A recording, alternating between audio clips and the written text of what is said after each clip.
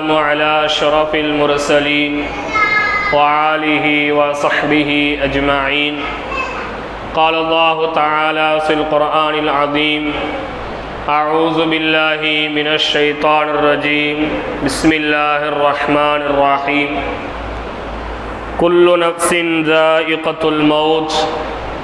صدق الله العظيم وصدق رسوله النبي الكريم ونحن على ذلك من الشاهدين والشاكرين.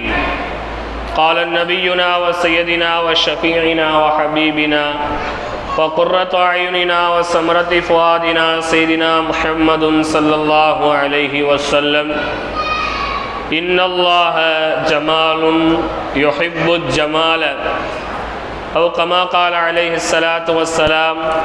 صدق نبينا سيد البشر صلى الله عليه وسلم. الحمد لله. அல்லாஹ்வின் அளவில்லாத கருணையின் காரணமாக பிறை 27 நாம் இந்த ரமலானுடைய மாதத்தில் அடைந்திருக்கின்றோம். இந்த லைலத்துல் கத்ருடைய இரவை குறித்து முக்கியமான சில தகவல்களை தெரிந்த பிறகு நாம் எல்லோரும் மறந்து வாழக்கூடிய ஒரு சில தகவல்களை தெரிந்து கொள்வதற்கு நாம் கடமையாக்கப்பட்டிருக்கின்றோம். இந்த செவுத்தில் சாஞ்சிருக்கும், அப்படி கொஞ்சம் முன்னாடி வாங்க. நீங்கள் சாயறது எனக்கு தூக்கம் வருது, கொஞ்சம் முன்னாடி வந்துடுங்க. அல்லாஹ் ரப்புல் ஆலமீன் இந்த லைலத்துல் கத்ரை குறித்து குர்ஆனிலே குறிப்பிடும்போது, இன்னா அன்ஸல்னாஹு ஃபீ லைலத்தில் கத்ர், இந்த லைலத்துல் கத்ருடைய இரவு என்பது குர்ஆன் இறங்கப்பட்ட இரவு என்று அல்லாஹ் ரப்புல் ஆலமீன் குறிப்பிட்டு காமிக்கின்றான்.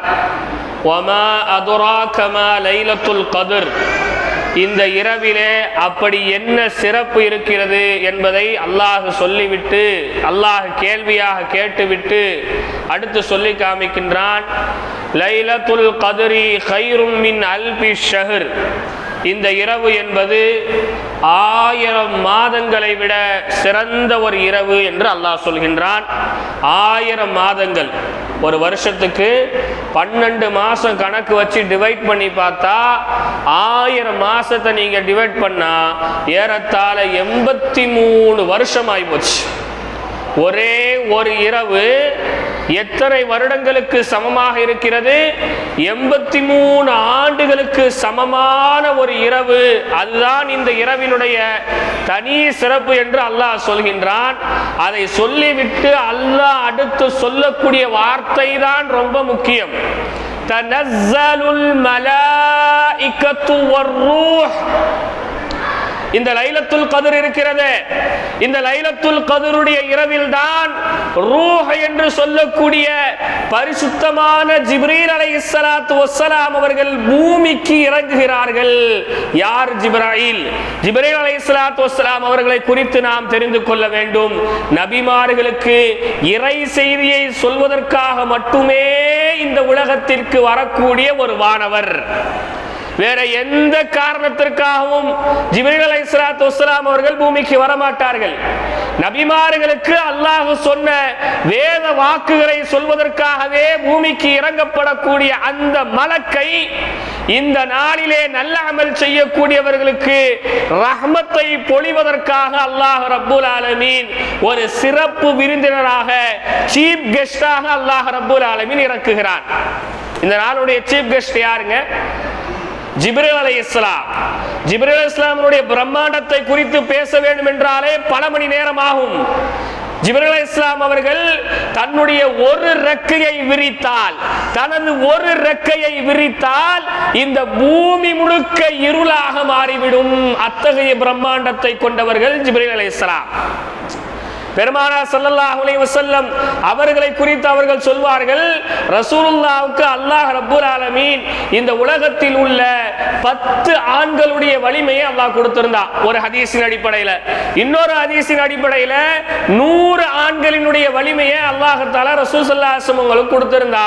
அந்த ரசூலுல்லாஹ்வை ஜிப்ரீல் அலைஹிஸ்ஸலாத்து வஸ்ஸலாம் அவர்கள் கட்டி அணைக்கும் போது ரசூலுல்லாஹ் சொல்றாங்க, ஜம்மிலூனி ஜம்மிலூனி, என்னை போர்த்தி விடுங்கள், எனக்கு காய்ச்சல் அடிக்கின்ற சொன்னாங்க. அந்த அளவுக்கு பிரம்மாண்டமான ஒரு மலக்க அல்லாஹ் இந்த நாளில் இறக்குகிறான். யாருக்காக இறக்குகிறான், எதற்காக இறக்குகிறான் தெரியுமா? இந்த நாளில் நல்ல அமல் செய்யக்கூடியவர்கள், திக்ர் செய்யக்கூடியவர்கள், தஸ்பீஹ் செய்யக்கூடியவர்கள், குர்ஆனை ஓதக்கூடியவர்கள், தர்மம் செய்யக்கூடியவர்கள் மீது ரஹ்மத்தை பொழிய வேண்டும் என்பதற்காக எதுவரையிலும் ஜிப்ரீல் அலைஹிஸ்ஸலாம் இந்த பூமியில் தங்குகிறார்கள். ஹத்தா மத்லஇல் ஃபஜ்ர், ஃபஜ்ரினுடைய நேரம் வரைக்கும், சூரியன் உதயமாகும் அந்த நேரம் வரும் வரையிலும் ஜிப்ரீல் அலைஹிஸ்ஸலாம் இந்த பூமியை சுற்றி திரிகின்றார்கள். அதனாலதான் இந்த ஒத்தப்படையான இரவுகள்ல நம்ம அதிகமான அமல்கள் என்ன செய்யறோம் சகோதரர்களே, செய்து கொண்டிருக்கின்றோம். அதிலும் இன்றைய நாள் ரொம்ப சிறப்பாக நாம் என்ன செஞ்சிட்டு இருக்கிறோம், அமல்கள் செய்வதற்கு ஆர்வத்தோடு நாம் அமர்ந்திருக்கின்றோம். அந்த பாக்கியங்கள் அனைத்தையும் அல்லாஹ் ரப்புல் ஆலமீன் நம் அனைவருக்கும் தருவானாக. இது அல்லாது லைலத்துல் கத்ரை குறித்து ஹதீஸ்களில் ஏராளமான செய்திகள் இருக்கிறது. நாம் இன்றைய தினம் அதை குறித்து விவரமாக தெரிவதற்கு முன்னால் வேறு ஒரு விஷயத்தை குறித்து நாம் தெரிந்து கொள்ள வேண்டும். இன்றைக்கு எல்லா மனிதர்களும் எல்லா சமுதாய மக்கள்களும் இன்றைக்கு மறந்து வாழக்கூடிய ஒரு விஷயம் என்ன தெரியுமா? மரணம். என்ன சேர்த்து லைலத்துல் கத்ர்ல போய் நீங்க மவுத்தை பத்தி பேசுறீங்களேன்னு யாரும் நினைக்காதீங்க சகோதரர்களே. மரணத்தை மறந்ததின் காரணமாகத்தான் மனிதன் அளப்பெரும் அநியாயக்காரனாக மாறிவிட்டான். மரணத்தை மறந்ததின் காரணமாகத்தான் மனிதன் அல்லாஹ்விற்கு மாறு செய்பவனாக மாறிவிட்டான். அல்லாஹ் ரப்புல் ஆலமீன் சொல்லி காமிக்கின்றான், தபாரக்கல்லதி பியதிஹில் முல்க் வஹுவ அலா குல்லி ஷைஇன் கதீர் அல்லதி ஹலகல் மௌத். அல்லாஹ் யார்? சர்வ அதிகாரம் உடையவன். அல்லாஹ் யார்? தனித்த ஆட்சிக்கு உரித்தானவன். அல்லாஹ் யார்? அவனுடைய பண்புகளிலும் அவனுடைய குணநலங்களிலும் யாருக்கும் இணையில்லாதவன், துணை இல்லாதவன், நிகரில்லாதவன் ரப்புல் ஆலமீன். அந்த அல்லாஹ் என்ன தெரியுமா செய்தான்? அல்லதி ஹலகல் மௌத். அவன்தான் உங்களுக்கு மரணத்தை படைத்தான், அவன்தான் உங்களுக்கு ஆயுள் காலத்தை படைத்தான். ஏன் தெரியுமா? லியபுலுவக்கும் ஐயுக்கும் அஹ்ஸனு அமலா, உங்களில் யார் நல்ல அமல் செய்கிறீர்கள் என்பதை பார்ப்பதற்காக மௌத்தை நான் படைச்சிருக்கிறேன்னு அல்லாஹ் சொல்றான். வேறு ஒரு வசனத்தில் அல்லாஹ் சொல்லி காமிக்கின்றான், குல்லு நஃப்ஸின் ஸாயிகத்துல் மௌத். நிச்சயமாக, சத்தியமாக அல்லாஹ் சொல்கின்றான், சத்தியமாக ஒவ்வொரு ஆத்மாவும் மரணத்தை சுவைத்தே தீரும். மரணத்தினுடைய சுவையை யாரும் இவ்வுலகில் சுவைக்காமல் இருக்கவே முடியாது. அல்லாஹ் சொல்கின்றான், மனிதா, மரணத்திற்கு பயந்து, மரணத்தை கண்டு அஞ்சி நீ உலகத்தில் இருக்கக்கூடிய அனைத்து பாதுகாவலையும் உனக்கு ஏற்படுத்துகிறாய். எந்த அளவிற்கு? வலவ் குன்தும் ஃபீ புரூஜும் முஷய்யதா, மரணத்தை பயந்து ஒரு இரும்பு கோட்டையை கட்டி அந்த இரும்பு கோட்டைக்குள் இரும்பு கதவை போட்டு அந்த கதவிற்கு பல பூட்டுக்களை நீ போட்டு வைத்தாலும் கூட ஒரு நிமிடம் முந்தாமல் பிந்தாமல் மரணம் உன்னை வந்து சேரும் என்று அல்லாஹ் ரப்புல் ஆலமீன் சொல்லி காமிக்கின்றான். மரணத்தில் இருந்து யாரும் தப்ப முடியாது சகோதரர்களே. மரணத்தை நினைத்து பாருங்கள். ஒரு பாவம் செய்யும் போது மரணத்தை நினைத்து பாருங்கள். பாவத்தோடு நான் இருக்கும்போது மரணம் வந்தால் இவ்வுலகில் எனக்கு என்ன அவமானம் என்பதை யோசித்து பாருங்கள். ஒரு தொழுகையை விட்ட நிலையில் மரணம் எனக்கு வந்தால் என் நிலைமை என்ன ஆகும் என்பதை கொஞ்சம் யோசித்து பாருங்கள். அல்லாஹ் ரப்புல் ஆலமீன் இந்த மௌத்துங்கானே, இந்த மௌத்தை அல்லாஹ் எதுக்கு கொடுக்கிறான்?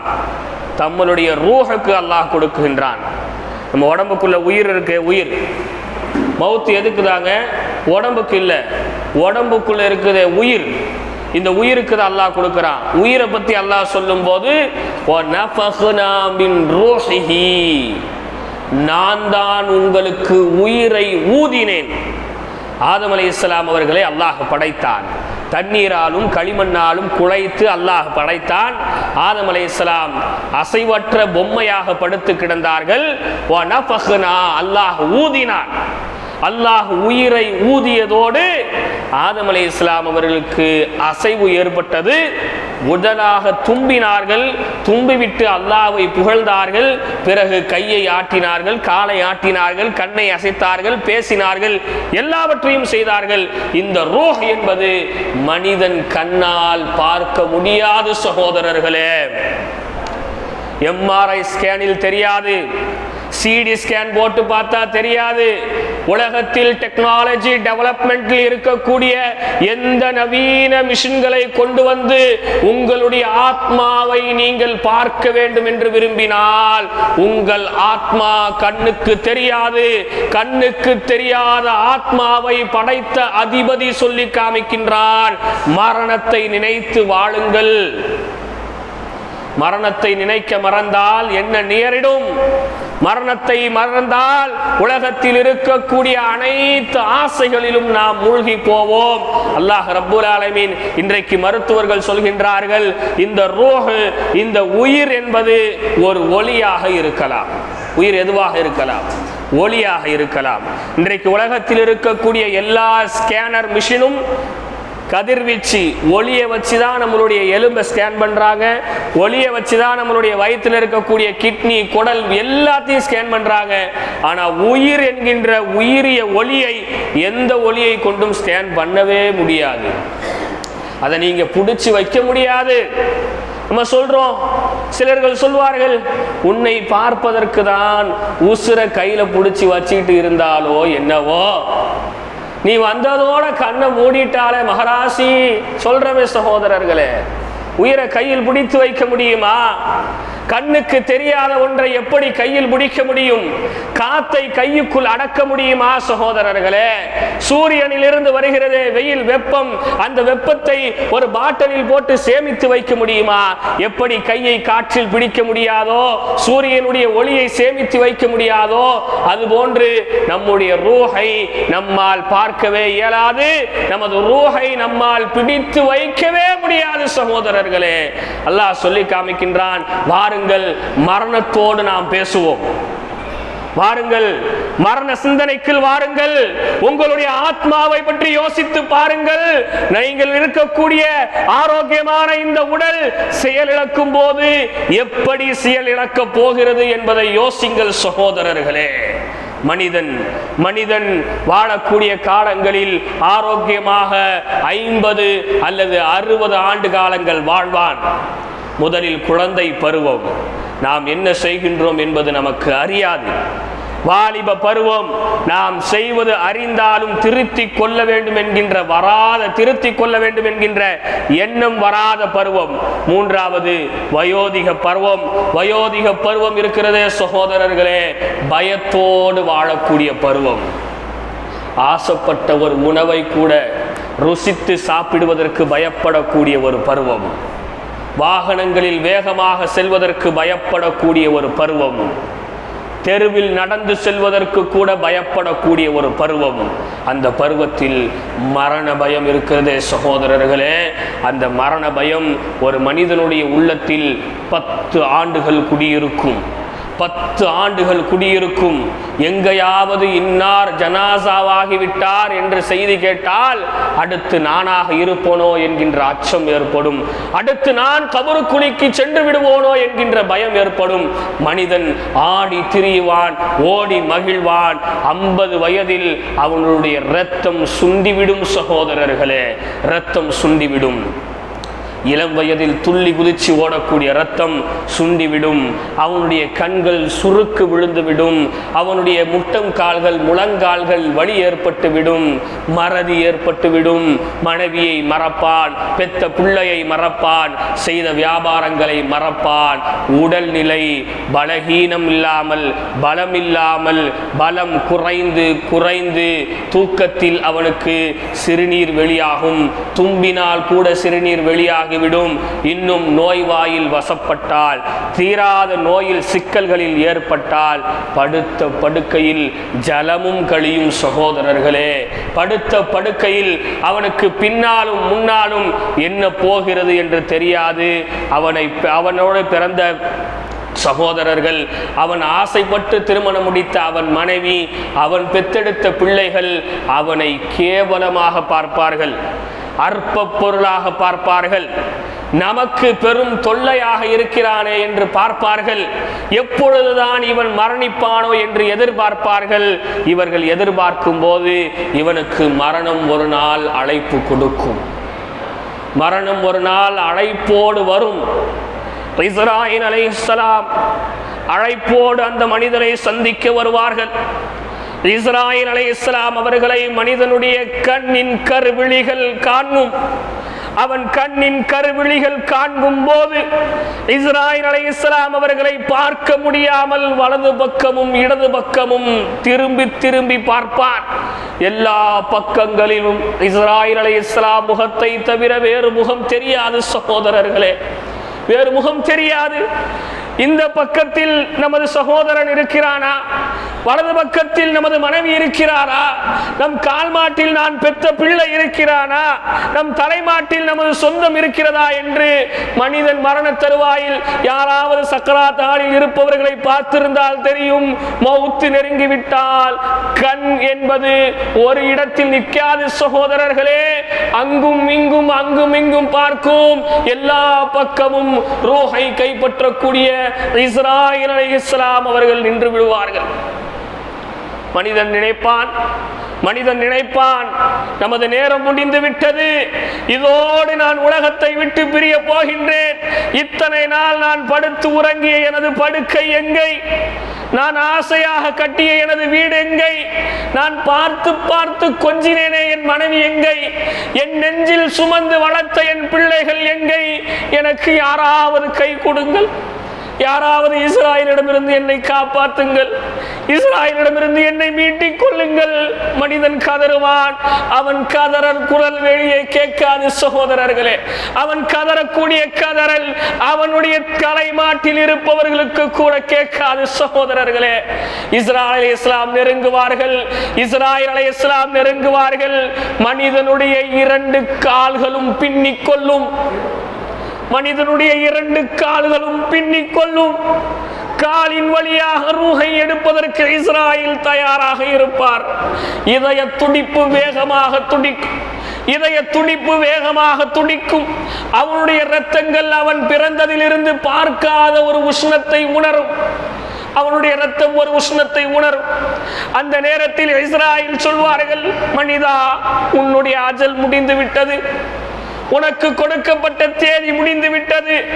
உனக்கு கொடுக்கப்பட்ட மணிக்கணக்குகள் முடிந்து விட்டது. வா, என்னோடு வா. தீராத உலகத்திற்கு, அழியாத உலகத்திற்கு, உனது ரப்பை சந்திப்பதற்கு வா, என்னோடு வா. மனிதன் சொல்வான், யா வைலதா யா ஹஸ்ரதா, யா வைலதா யா ஹஸ்ரதா. எனக்கு வந்த சோதனை என்ன? என் ரப்பை சந்திப்பதற்கு என் கைவசம் ஒன்றும் இல்லை. என் ரப்பை சந்திப்பதற்கு என் கைவசம் ஒன்றும் இல்லை. என் பிள்ளைகளை நான் பார்க்க போகும்போது, ஊரில் இருந்து வரும்போது, என் பிள்ளைகளை சந்திக்க வரும்போது கை நிறைய தின்பண்டங்களை வாங்கி வந்து சந்திப்பேன். என் பிள்ளைகள் மகிழ்வில் என்னை கட்டிப்பிடிப்பார்கள். என் ரப்பை பார்ப்பதற்கு என் கைவசம் ஒன்றும் இல்லையே. என் ரப்பு என்னை எப்படி சந்திப்பான்? இஸ்ராயீல் சொல்வார்கள், அது உனக்கும் உன்னுடைய ரப்புக்கும் சம்பந்தப்பட்டது. என்னுடைய வேலை உனது உயிரை வாங்குவதுதான். மனிதன் சொல்வான், எனக்கு ஒரு குமரி பெண் இருக்கிறது. அந்த பெண்ணுக்கு நான் திருமணம் முடித்து கொடுத்து விடுகின்றேன். என் மனைவி நோயில் கிடக்கின்றால் என் மனைவிக்கு நான் மருத்துவம் பார்க்க வேண்டும். எனக்கு சிறு பிள்ளைகள் இருக்கிறது. என் பிள்ளைகளை படிக்க வைக்க வேண்டும். நான் வீட்டுக்கு வாங்கிய கடன்கள் இருக்கிறது. எனக்கு ஒரே ஒரு நாள் அவகாசம் கொடுங்கள். இஸ்ராயீல் சொல்வார்கள், மனிதா, முடிந்து போய்விட்டதே. 1 மணி நேரம் கூட என்னால் உனக்கு கொடுக்க முடியாது. வா, என்னோடு வா. அவனுடைய ரூஹை கொஞ்சம் கொஞ்சமாக இஸ்ராயீல் அலைஹிஸ்ஸலாம் உருவுவார்கள். இஸ்ராயீல் அலைஹிஸ்ஸலாம் உருவக்கூடிய ரூஹ் எப்படி தெரியுமா இருக்கும்? உலகத்திலே இலகுவான சேலை ஒன்றை உலகத்திலே கரடு முரடான ஒரு முள்ளின் மீது போட்டுவிட்டு விட்டு ஒருவர் வேகமாக அந்த சேலையை இழுத்தால் அந்த சேலை எப்படி கிழிந்து ஒன்றும் இல்லாததாக அவனுடைய கையில் கிடைக்குமோ அது போன்று இஸ்ராயில் அலைஹிஸ்ஸலாம் ரூஹை எடுப்பார்கள். மனிதனுடைய எலும்புகள், மனிதனுடைய நரம்புகள், மனிதனுடைய இரத்த ஞானங்கள், மனிதனுடைய உடம்புக்குள் இருக்கக்கூடிய உடல் உறுப்புகள் அனைத்தும் சகோதரர்களை தெரித்துக் கொண்டு ரூஹ் வெளியே வரும். தெரித்துக் கொண்டு ரூஹ் வெளியே வரும். அவனுடைய இதயம் வெடித்து விடும், இதய மூச்சு நின்று விடும், அவனுடைய இதயத்தினுடைய துடிப்பு நின்று விடும், அவனுடைய 2 கிட்னிகளும் செயலிழந்து விடும். மனிதன் கண்ணை மூடுவான், கண்ணை மூடுவான். கண்ணை மூடும் போது தெரியும் அவனுக்கு, கண்ணை மூடும் போது தெரியும் அவன் வாழ்நாளில் என்ன செய்தானோ அவை அனைத்தும் தெரியும். சகோதரர்களே, ஒரு மைக்ரோ செகண்ட் மினிட்டில், ஒரு மைக்ரோ செகண்ட் மினிட், ஒரு நொடிக்கும் குறைவாக உன்னுடைய 63 ஆண்டு காலங்களையும் அல்லாஹ் கண் முன் காமிப்பான். அந்த மனிதன் கண்ணை மூடாமல் விழிப்பான். என்னுடைய வாழ்க்கை முழுக்க பாவப்பட்டியல்கள் தான் இருக்கிறது, அல்லாஹ் மூட மாட்டேன், கண்ணை மூட மாட்டேன், கண்ணை மூட மாட்டேன். அல்லாஹ்ட்ட முறையிடுவான், யா அல்லாஹ், யா அல்லாஹ், எனக்கு ஒரே ஒரு நாள் அவகாசம் கொடு, நான் செய்த தவறுகள் அனைத்தையும் திருத்தி விடுகின்றேன். அல்லாஹ் சொல்வான், கல்லா இன்னஹா கலிமத்துன் ஹுவ காயிலுஹா. மனிதா, தேவையில்லாததை பேசாதே மனிதா, நீ சொல்வது பொய். உனக்கு 53 ஆண்டு கொடுத்தேனே, உனக்கு 60 ஆண்டு காலங்கள் கொடுத்தேனே, 60 ஆண்டு காலங்களில் திருத்த முடியாததையா ஒரு நாளில் திருத்த போகின்றாய்? உன்னுடைய காலம் முடிந்து விட்டது என்று அல்லாஹ்வும் உதவியை செய்வதற்கு மறுப்பான். அதோடு அந்த மனிதனுடைய ரூஹ் வெளியே சென்று விடும், வெளியே சென்று விடும். உடம்பில் இருக்கக்கூடிய உஷ்ணங்கள் குறைந்து மனிதனுடைய உடல்கள் குளிர்ந்து போகும், மனிதனுடைய உடல்கள் குளிர்ந்து போகும். அதுவரையிலும் என் தந்தை என்று சொன்ன பிள்ளைகள், என் கணவன் என்று சொன்ன மனைவி, என் நண்பன் என்று சொன்ன நண்பர்கள், உலகத்தில் பதவியில் இருந்தால் எங்கள் ஊர் தலைவர் என்று சொன்னவர்கள், எங்கள் ஊர் மினிஸ்டர் என்று சொன்னவர்கள் எல்லாம் அந்த மனிதனுக்கு பொதுவாக ஒரு பெயரை கொடுப்பார்கள், ஜனாசா. ஜனாசா, ஜனாசாவை எப்போ எடுக்க போறீங்க? ஜனாசா எப்போ தொலை வைக்க போகுது? ஜனாசா எப்போ அடக்கப்பட போகுது? சகோதரர்களே, கொஞ்சம் யோசித்து பாருங்கள். பேருக்காக புகழுக்காக எத்தனை சொந்தங்களை நாம் எதிர்த்திருப்போம். யோசித்து பாருங்கள். ஒரு நிமிடம் தான் எல்லாவற்றையும் அல்லாஹ் பறிப்பான். ஜனாசா கிடக்கிறது, ஜனாசா. மரியாதை குறைக்கப்படும் சகோதரர்களே, மரியாதை குறைக்கப்படும். பேசினோமே, கை கால்களை அசைத்து எல்லோரிடத்திலும் சண்டை போட்டோமே, இறுதியில் நமக்கு ஒழு செய்வதற்கு கூட நம் கை ஆடாது. பிறர் தான் நம் முன்னால் நிற்பார்கள். ஜனாசாவை பிரட்டுங்கள் அந்த பக்கம், ஜனாசாவை பிரட்டுங்கள் இந்த பக்கம், ஜனாசாவை தூக்கி வையுங்க அந்த பக்கம். என்ன ஜனாசா இப்படி நாறுதுன்னு சொல்லுவாங்க சகோதரர்களே. ஜனாசா நாறுகிறது, ஜனாசா வீசுகிறது. நம் வீட்டில் குளிர்பானங்கள் பொருத்தப்பட்ட படுக்கை அறையில் படுத்திருப்போம். வீட்டில் ஒரு சின்ன குறைபாடு நமக்கு இருந்தால் கோபப்பட்டிருப்போம். சகோதரர்களை மரணித்தால் 5 மணி நேரத்திற்குள் வீட்டில் இருந்து நம்மை வெளியே எடுத்து விடுவார்கள், எடுத்து விடுவார்கள் சகோதரர். 5 மணி நேரம் கூட வச்சிருக்க மாட்டான் நம்ம சொந்தக்காரன். பெத்த புள்ள 5 மணி நேரம் கூட வச்சிருக்க மாட்டான். தூக்குங்க ஜனாசாவை, குழியில் அடக்குவார்கள். அடக்கும் வரை கண்ணீர் மழுங்க சொந்த பந்தங்கள் நிற்கும். சகோதரர்களே, அடக்கி முடிந்ததோடு விருந்தோம்பலுக்கு தயாராகி விடுவார்கள். சகோதரர்களே, வாழ்க்கை முடிந்தது. ஜனாசா இருக்கே, ரூஹ் இருக்கே, ரூஹ் வெளியே வந்துவிடும். ரூஹுக்கு தனி உருவம் கொடுக்கப்படும், ரூஹுக்கு தனி உருவம் கொடுக்கப்படும். ஒரு சின்ன ஆட்டுக்குட்டியை போன்று அந்த ரூஹு மையத்து வீட்டில் அமரும், மையத்து வீட்டில் அமரும். மையத்துக்கு பக்கத்தில் அவர்கள் பிள்ளைகள் நிற்பார்கள், அவர்களுடைய சொந்த பந்தங்கள் நிற்பார்கள். அழைக்கும் அந்த ரூஹ் அழைக்கும், என்னை பார், நான் உன் முன்னால் தான் நிற்கின்றேன், நான் மரணிக்கவில்லை, என்னை பார் என்று அந்த ரூஹ் அழைத்து கொண்டே இருக்கும். ஆனால் அந்த ரூஹினுடைய அழைப்பை யாரும் கேட்க முடியாது சகோதரர்களே. இறுதியாக கதறி கதறி மீண்டும் அந்த ரூஹ் மரணிக்கும். மௌத்துக்கு பிறகு ஒரு மரணம் அந்த ரூஹுக்கு கிடைக்கும். அந்த மையத்து வீடுகளிலே யார் நெத்தியில் அடித்து கொண்டு நெஞ்சில் அடித்து கொண்டு அழுகின்றார்களோ அப்படி அழும்போது அந்த ரூஹை அல்லாஹ் வேதனைப்படுத்துவான். அந்த ரூஹை அல்லாஹ் வேதனைப்படுத்துவான். உனக்கு உன்னுடைய பிள்ளைகளுக்கு உன் சொந்த பந்தங்களுக்கு மார்க்கத்தை சொல்லவில்லையா? அவர்கள் எப்படி அழுகின்றார்கள் பார் என்று அந்த மையத்தை அல்லாஹ் வேதனைப்படுத்துவான். அவர்கள் அழாமல் மகிழ்வோடு இருந்தால் உன் மரணத்திற்கு அழுவதற்கு கூட ஆள் இல்லையா என்று அப்போதும் அல்லாஹ் ரப்பல் ஆலமீன் அந்த மையத்தை வேதனைப்படுத்துவான். இறுதியாக ஜனாசா குளிப்பாட்டப்படும், அடி கழுவப்படும், நமக்கு ஒழு செய்துபடப்படும், நமதுடைய கால் கட்டுகள் கட்டப்படும், நாடிக்கட்டுகள் கட்டப்படும். இறுதியாக வெள்ள நிறை ஒரு ஆடையிலே மொத்தமாக நம்மை கஃன் பொதியப்படும். மொத்தமாக கஃன் பொதியப்படும். உலகத்தில் விலை உயர்ந்த ஆடையை போட்ட என் உடல், உலகத்தில் நான் ஒரு ஆடையை போடுவதற்கு 5 மணி நேரங்கள் ஒதுக்கி தேர்ந்தெடுத்து போட்டுள்ளேன். அவ்வளோ அழகாக என் உடலை வைத்தேன். தையல் இல்லாத கஃன் துணியில் மொத்தமாக பொதியப்பட்டு ஜனாசாவை கலிமா ஷஹாதா என்று எல்லோரும் தூக்குவார்கள். கலிமா ஷஹாதா என்று எல்லோரும் தூக்குவார்கள். அந்த ஜனாசா நல்ல அமல் செய்திருந்தால் ஒரு ஆட்டுக்குட்டியின் உருவத்திலே அமர்ந்து நடக்கக்கூடிய எல்லாவற்றையும் பார்க்கும். அந்த ஜனாசா தீமையை செய்திருந்தால் நாயினுடைய உருவத்திலே இருந்து ஊளையிட்டு கொண்டே இருக்கும். இறுதியாக அந்த ஜனாசாவை கொண்டு வந்து பள்ளிவாசலுடைய வாசலில் வைப்பார்கள். சகோதரர்களே, வாசலில் வைத்துவிட்டு காவலுக்கு ஒரு ஆள் கூட நம் முன்னால் நிற்க மாட்டார்கள். எல்லோரும் அங்கும் இங்கும் கலைந்து ஒழு செய்வதிலும் தொழுகைக்கு தயாராவதிலும் இருப்பார்கள். அந்த ஜனாசா சொல்லும், நான் தனிமையில் இருக்கிறேன், என் பக்கத்தில் யாராவது நில்லுங்கள். நான் தனிமையில் இருக்கிறேன், என் பக்கத்தில் என் அருகாமையில் யாராவது நில்லுங்கள். அந்த ஜனாசா கூச்சலிடும். இறுதியாக நாம் ஜனாசா தொழுகையை நிறைவேற்றுவோம். ஜனாசா தொழுகையை நிறைவேற்றிவிட்டு சந்தூக்கை 4 நபர்கள் சேர்ந்து தூக்குவார்கள். சகோதரர்களே, அந்த நேரம் கபருக்குழி நெருங்கும் போது கபூர் பேசும். வா, உன்னை நான் எதிர்பார்த்தேன். வா, உனக்காக நான் 50 ஆண்டு காலங்கள் காத்திருந்தேன். வா, உன்னுடைய வருகைதான் எனக்கு தேவைப்படுகிறது. வா, உன்னுடைய சிறந்த நண்பன் இன்றைக்கு நான் தான். என்னை தவிர உனக்கு நண்பன் இல்லை. நாம் யாருடைய நண்பன் சகோதரர்களே? 6 அடி குழியினுடைய நண்பர்கள் தான் நாம்.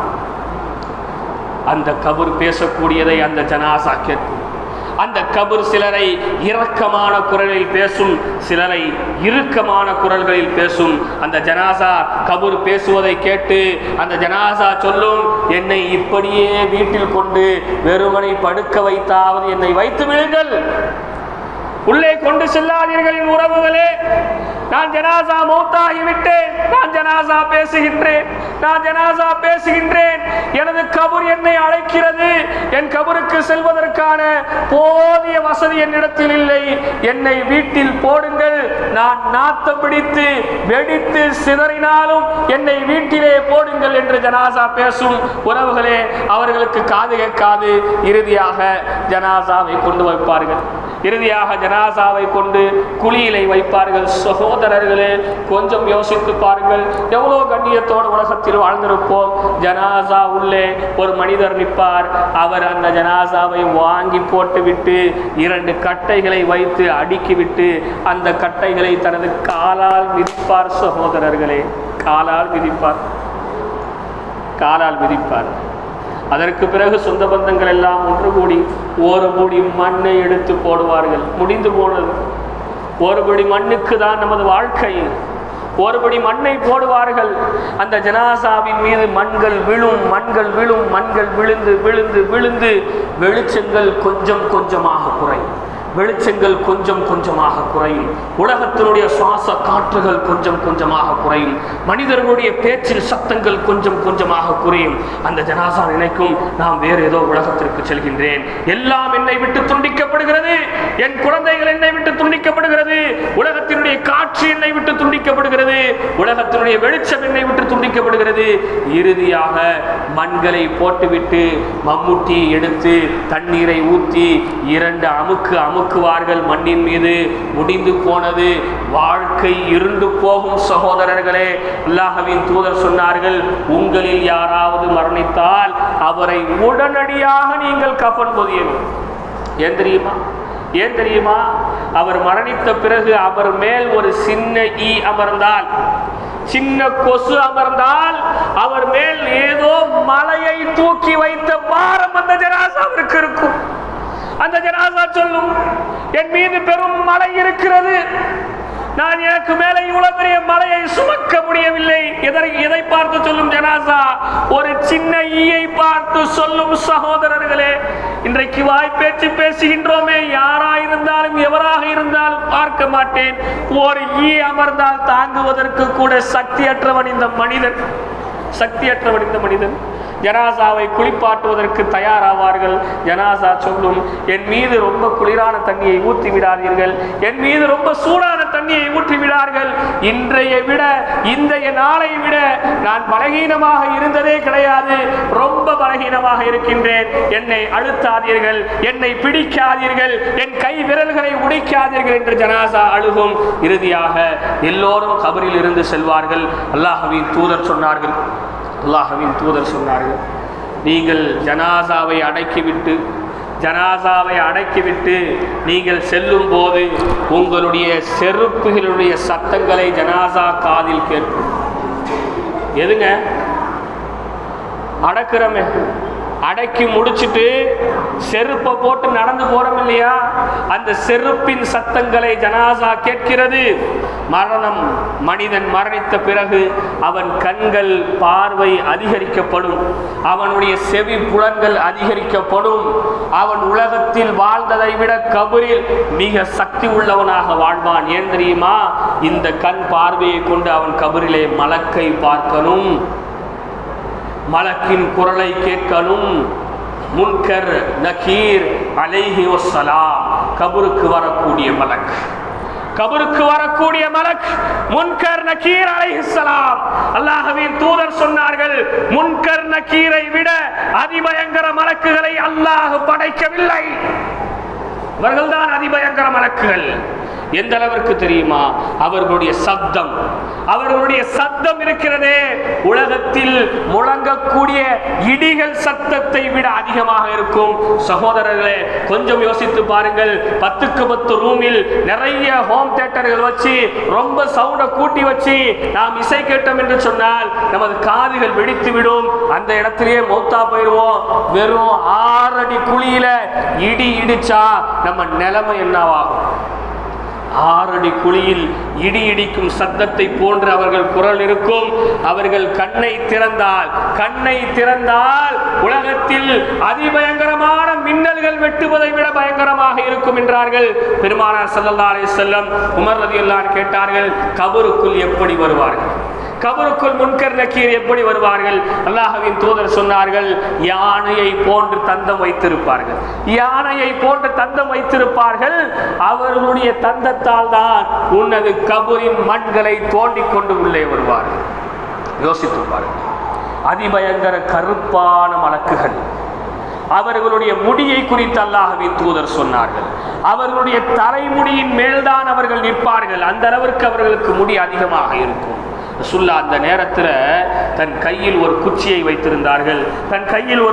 வைத்திருந்தார்கள். இதோ இப்போது நான் வச்சிருக்கின்ற பேனா மாதிரி. ரசூல் ஸல்லல்லாஹு அலைஹி வஸல்லம் சொன்னாங்க, இந்த குச்சியை நான் இப்படி சுத்துறேனே, இந்த மாதிரி முன்கர் நக்கீர் அலைஹிஸ்ஸலாமும் கையில் ஒரு சுத்தியலை வைத்திருப்பார்கள். நான் சுத்துவதை போன்று அவர்களும் சுத்துவார்கள். ஆனால் இந்த குச்சியின் கணம் வேறு, அந்த சுத்தியலின் கணம் வேறு. அந்த சுத்தியலின் கணம் என்ன தெரியுமா? கஅபத்துல்லாவில் ஹஜ்ஜினுடைய சமயத்தில் உலகத்தில் எல்லா மக்களும் ஒன்று கூடுகின்றார்களே, அந்த எல்லா மக்களும் ஒன்று கூடி அந்த சுத்தியலை தூக்க வேண்டும் என்று நினைத்தால் அசைக்க கூட முடியாது. எங்க கஅபத்துல்லாஹ்ல ஒன்று கூடுகிறார்கள், எல்லாரும் ஒன்று சேர்ந்து அதை தூக்க வேண்டும் என்று நினைத்தால் அசைக்க கூட முடியாது. அல்லாஹ்வின் தூதர் சொன்னார்கள், அந்த மலக்குகள் முதல் கேள்வி கேட்பார்கள், மன் ரப்புக்? உனது இரட்சகன் யார்? உனது இறைவன் யார்? உனது கடவுள் யார்? நீ யாரை வணங்கினாய்? நீ யாரை வழிபட்டாய்? உனது இரட்சகன் யார்? அல்லாஹ் ரசூலுக்கு கட்டுப்பட்டு வாழ்ந்தவனாக இருந்தால் சொல்வான், அல்லாஹ்விற்கு கட்டுப்பட்டவனாக இருந்தால் சொல்வான், ரப்பி அல்லாஹ், எனது இரட்சகன் அல்லாஹ். மலக்குகள் அந்த சுத்தியலை கீழே வைப்பார்கள். கேள்விக்கு பதில் தவறானால் அந்த மனிதனுடைய நிலை என்ன தெரியுமா? ரசூல்லா சொன்னாங்க, ரசூல்லா அப்படி சொன்னாங்க, இறைவனா, கடவுளா, யா ரப்பி யா வைலத்தி யா ஹஸ்ரத்தி, எனக்கு வந்த கை சேதம் என்ன, என் இறைவன் யார் என்று எனக்கு தெரியவில்லை. இந்த மனிதன் சொல்லுவான். உடனே தன் கையில் இருக்கக்கூடிய சுத்தியலை கொண்டு அந்த மனிதனுக்கு ஒரு அடி கொடுக்கப்படும். அந்த அடியினுடைய தாக்கம் என்ன தெரியுமா? அவன் 7 பூமிக்கு கீழ் செல்வான். நாம் இருப்பது முதல் பூமி, நம்மை அடக்கப்படுவதும் முதல் பூமி. இதற்கு கீழ் 6 பூமிகள் இருக்கிறது சகோதரர்களே. அந்த 6 பூமிக்கு கீழ் அவன் சென்று விட்டு அங்கேயும் அவனுக்கு தட்டுப்பட்டு அவன் செவத்தில் அடித்த பந்தை போன்று மீண்டும் கபருக்கு முதல் பூமிக்கு வருவான். யோசித்து பாருங்கள் சகோதரர்களே. இந்த உடல் சந்தோஷத்திற்கு தானே வாழ்க்கை நம்ம வாழ்றோம். இந்த உடலை நல்லா வச்சுக்கணும், இந்த மனசை நல்லா வச்சுக்கணும், என்ஜாய் பண்ணணும், லைஃபை என்ஜாய் பண்ணுறோம். எந்த ஹராமையும் பார்ப்பதில்லை, எந்த விதிமுறைகளையும் பார்ப்பதில்லை. நம்ம சந்தோஷம்தான் முக்கியம். வாழ்றக்கான சொற்பம் சந்தோஷமா வாழ்ந்துட்டு போவோம் சொல்றோமே. ஹராமை ஹலாலை பேணி வாழாதவனுடைய உடல் இந்த பூமியில் அடிக்கப்படும், மீண்டும் அவனுக்கு எழுப்பப்படும். 2வது கேள்வியாக கேட்பார்கள், ஓமா ரசூலுக், உனது ரசூல் யார்? உனது இறை தூதர் யார்? எந்த ரசூலை நீ பின்பற்றினாய்? ரசூல்லாவுடைய வாழ்க்கையை கொஞ்சமாவது யோசிச்சா, ரசூல்லா வாழ்க்கையை கொஞ்சமாவது பின்பற்றியிருந்தால் 100% அல்ல, 1/2% அல்ல, 1/4% அல்ல, அதற்கும் குறைவாக ரசூலுல்லாவை பின்பற்றியிருந்தால் அவன் சொல்வான், ரசூலும் முஹம்மது ஸல்லல்லாஹு அலைஹி வஸல்லம். இல்லை என்றால் அவன் கதறுவான், கூச்சலிடுவான். எனக்கு வந்த கை சேதம் என்ன தெரியல, திரும்பவும் அடிக்கப்படும். இப்படியே கேள்விகள் தொடரப்படும். ரசூல் ஸல்லல்லாஹு அலைஹி வஸல்லம் சொன்னாங்க, ஒரு மனிதனை குழிக்குள் வைத்ததோடு அந்த குழி, அந்த கபர் அவனை கட்டி அணைக்கும். என்ன சொன்னாங்க? கட்டி அணைப்பதனுடைய வீரியம் எந்த அளவிற்கு இருக்கும் தெரியுமா? இந்த விலா எலும்பு சகோதரர்களே, இந்த விலா எலும்பு இந்த சைடு வந்துவிடும், இந்த விலா எலும்பு இந்த பக்கம் வந்துவிடும். வலதுபுற விலா எலும்பு இடது பக்கமாகவும், இடதுபுற விலா எலும்பு வலது பக்கமாகவும் வந்துருந்தாங்களே ரசூலுல்லாஹ். அந்த கபரை நாம் நினைக்கின்றோமா? சஹாபாக்கள் கேட்டார்கள், அன்பாக அரவணைக்கும் போது எப்படி நாயகமே? ரசூல்லா சொன்னாங்க, நான் அன்பாக அரவணைக்கும் போதுதான் இப்படி இருக்கும்னு சொன்னேன். கோபத்தோடு அரவணைத்தால் மனிதனுடைய எல்லா எலும்புகளும் சுக்குநூறாக நொறுங்கிவிடும் சகோதரர், சுக்குநூறாக நொறுங்கிவிடும். இதை தொடர்ந்து நிறைய செய்திகளை, மறுமை வரையிலும் நடக்கக்கூடிய செய்திகளை அல்லாஹ்வின் தூதர் சொன்னார்கள். நான் சுருக்கமாக முடிக்கின்றேன். பிறகு நாட்கள் கடந்து ஓடும். ஒரு 10 நாள் செல்லும். நமது கபருக்கு பக்கத்தில் நமது சொந்தங்கள் வருவார்கள். 2 பத்திகளை நமது தலைமாட்டில் பொருத்தி வைப்பார்கள். 1 முழம் பூவை வாங்கி நமது கபருக்கு மேல் போடுவார்கள். கொஞ்சம் சுண்ணாம்புகளையும் கரைத்து ஊற்றுவார்கள். நாட்கள் கடக்கும். 1 மாதம் ஆகும். இறுதியாக 40 நாள் ஆகும். 40ஆம் பாத்தியா ஓதும்போது வருவாங்க. 40ஆம் பாத்தியா ஓதும்போது வருவாங்க. தன்னுடைய தந்தைக்கு பிடித்த உணவு, தனது தாய்க்கு பிடித்த உணவு, யார் மரணித்தார்களோ அவர்களுக்கு பிடித்தமான உணவை எல்லாம் வாங்கி வைத்து விட்டு பாத்தியா ஓதி அவை அனைத்தையும் அவர்களே சாப்பிடுவார்கள். அதான் உலகம். 40 நாள் கழியும். வருடங்கள் கடந்து ஓடும். 1 வருடத்திற்குள் வேறு ஜனாசா வந்து விட்டால் உள்ளே இருக்கக்கூடிய ஜனாசாவை தோண்டி எலும்புகளை எல்லாம் வெளியே வீசுவார்கள். அவ்வளோதான்.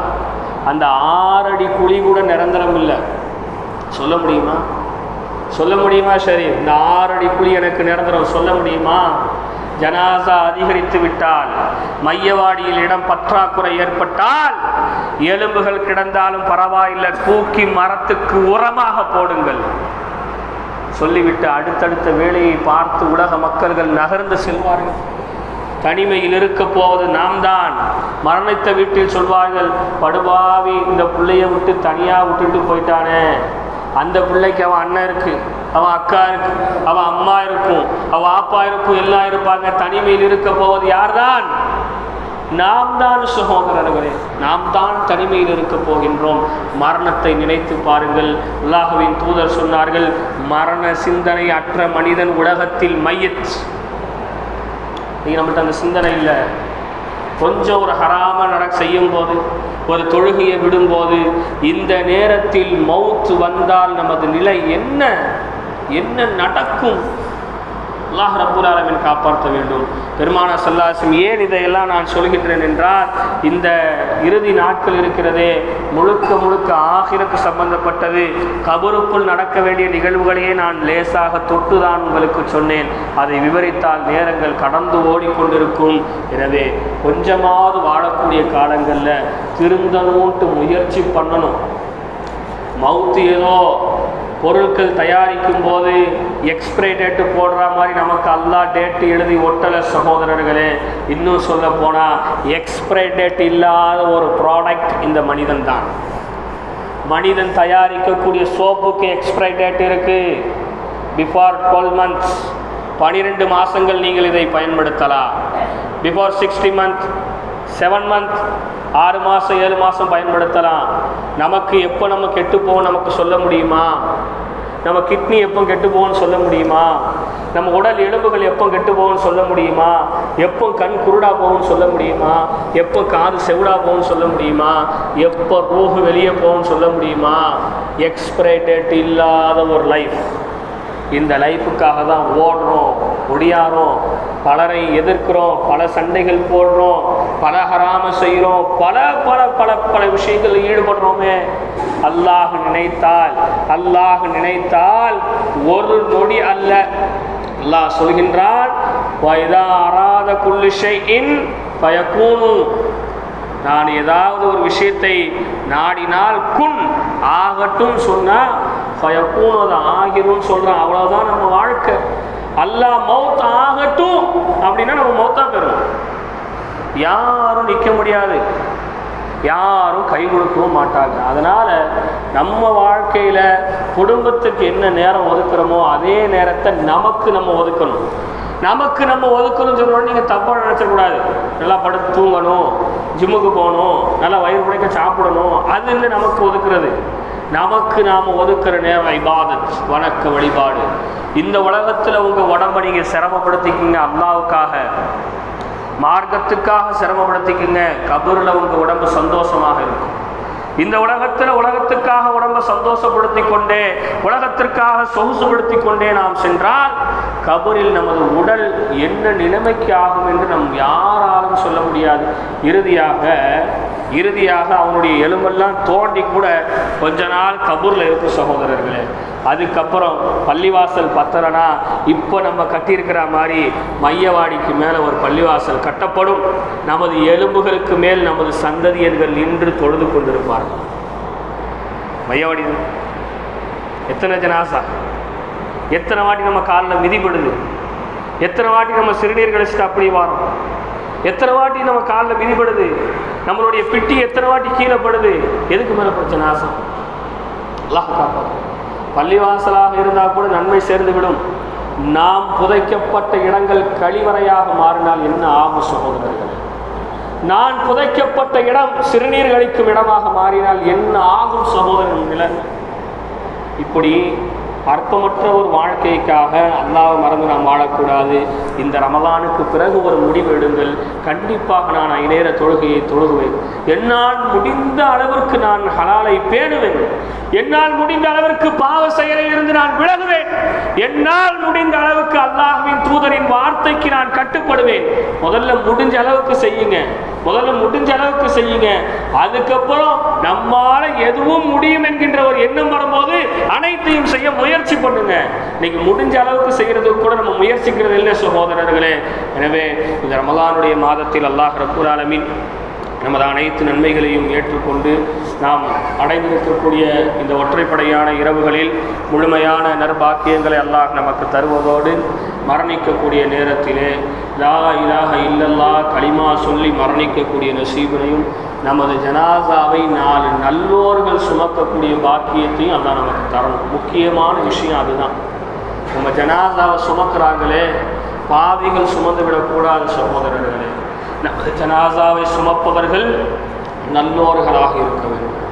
நம்ம ஜனாசாவை சுமப்பவர்கள் ஹலால் ஹராமை பேணியவர்களாக இருக்கணும். நம்ம ஜனாசாவை சுமப்பவர்கள் நமக்காக துவா செய்பவர்களாக இருக்கணும். ஜனாசாவை தூக்குறது ஒன்றும் சாதாரண விஷயம் அல்ல. ஜனாசா தூக்கப்படுகிறது என்று சொன்னவோடு யார் வேண்டுமென்றாலும் ஒரு கை பிடிக்கலாம் என்று பிடிக்கின்றோமே, அது சாதாரண விஷயம் அல்ல. நல்லோர்களால் சுமக்கப்பட்ட ஜனாசாவிற்கு அல்லாஹ் அதாபை குறைப்பான். ஏன் தெரியுமா? மௌத்தா போனதுக்கு பின்னாடியாவது ஒரு 4 பேர் உனக்கு கை பிடிச்சி தூக்குனான்னு சொல்லி அல்லாஹ் குறைச்சிருவான். மௌத்தா போனதற்கு பிறகும் உலகத்திலே பாவ செயல்களுக்கு நம்மோடு துணை நின்ற நண்பனுடைய நண்பன் கை கொடுத்தால் நீ மௌத்தா போனால் கூட இந்த அயோக்கியம் ஒன்று விட மாட்டான். இருக்கா இல்லையா? விடமாட்டான். அயோக்கியன் பிடித்த ஜனாசா நீ இறுதி வரையிலும் நீ கெட்டவன் என்பதற்கு உன் நண்பனே உனக்கு சாட்சியாளராக மாறிவிட்டான். உனக்கான அதாப் உறுதி என்று அல்லாஹ் உறுதிப்படுத்தி விடுவான். எனவே அந்த மௌத்தை நினைத்து வாழ்ந்து வாழக்கூடிய காலங்கள் முழுக்க அல்லாஹ் ரசூலுக்கு கட்டுப்பட்டு வாழ்வோமாக. ஆகிரதாவான் அல்ஹம்துலில்லாஹி ரப்பில் ஆலமீன். அஸ்ஸலாமு அலைக்கும் வரஹ்மத்துல்லாஹி வபரகாத்துஹு. ஸல்லல்லாஹு அலைஹி வஸல்லம்.